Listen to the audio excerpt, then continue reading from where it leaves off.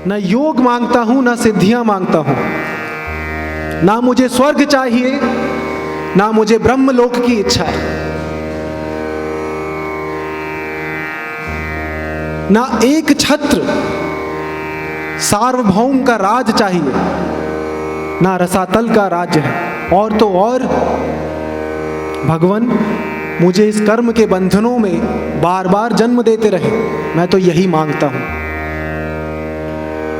कहां हम शास्त्रों में सुनते हुए आ रहे हैं कि कर्मों के बंधन से छुटकारा पाना है, और कहां ये दैत्य बार बार जन्म मांग रहा है। क्यों? क्योंकि मुझे आपके भक्तों का संग मिलता रहे, आपके दासों के दासों का संग मुझे मिलता रहे। मुझे कोई आकांक्षा नहीं। जो आसक्त लोग हैं, जो पुत्र मोह में हैं, जो गृहस्थ हैं और आपका नाम नहीं लेते, मुझे उनका साथ मत दीजिएगा।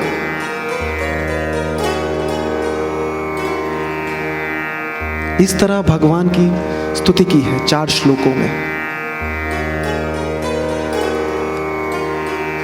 ये दैत्य होकर भगवान की इतनी अच्छी स्तुति कर रहा है, ये कौन है?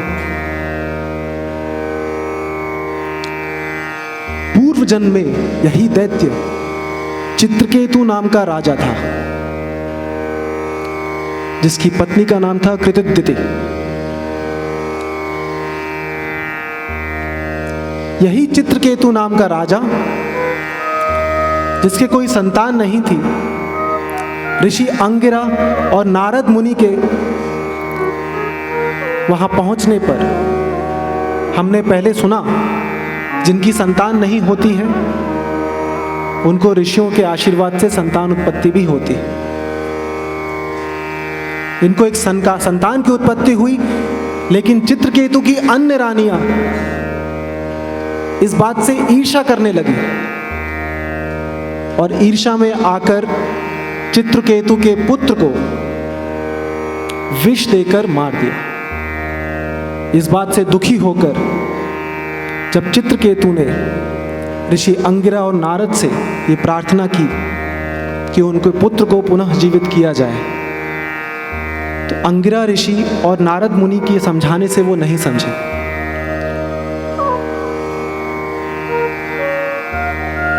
उसके बाद नारद मुनि ने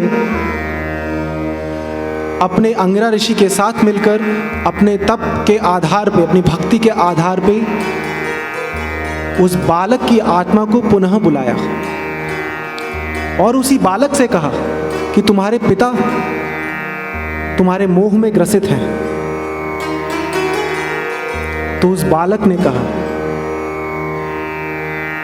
कौन से जन्म के पिता हैं? किस जन्म के पिता हैं? कस्त्वं कोहम कुतः यातः कामे जननी को मे तातः इति परिभावय सर्वं सारं विश्वं त्यक्त्वा स्वप्न विचारम। ये कौन से जन्म के पिता हैं? मैं जाने कितने जन्मों में किनका पिता, किनका पुत्र, किनका भाई, किनका बंधु, क्या क्या रहा, कौन से रिश्ते नाते मैंने निभाए। जब इस तरह से उस बालक ने बोला, तब चित्रकेतु को इस बात का आभास हुआ और उन्हें ब्रह्म ज्ञान की अनुभूति हुई। इस ज्ञान को पाकर चित्रकेतु भगवान संकर्षण की भक्ति में लीन हुए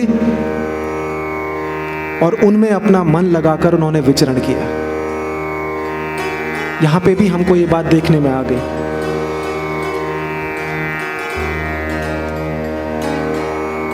संकर्षण जैसे सरीखे भगवान, संकर्षण भगवान जो हैं, इनके प्रताप से उनको मुक्ति मिल सकती थी, लेकिन भगवान शिव को जब माता पार्वती के साथ बैठे हुए देखा तो टिप्पणी करने से चूके नहीं। चित्रकेतु ने उन पे कटाक्ष करके कह दिया, कितने सामान्य तरीके से बैठे हुए हैं, इनको लोग भगवान कहते हैं। और यहाँ साधारण लोगों की तरह अपनी पत्नी के साथ बैठे हुए। भगवान शिव मुस्कुरा दिए,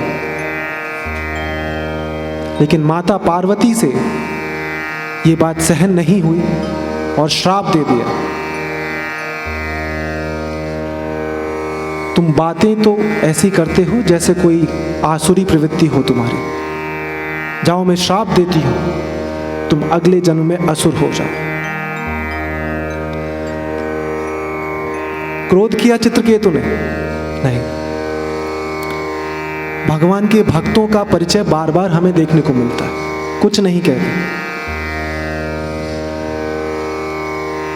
चुपचाप वो श्राप ले लिया और वहां से प्रस्थान कर गए। उनके जाने के बाद भगवान शिव ने माता पार्वती से यही बात कही, वैष्णव भक्तों के लक्षण हैं, कोई कुछ भी कहता रहे, चाहे कोई श्राप ही क्यों ना दे दे, अपने सर पर रखते हैं।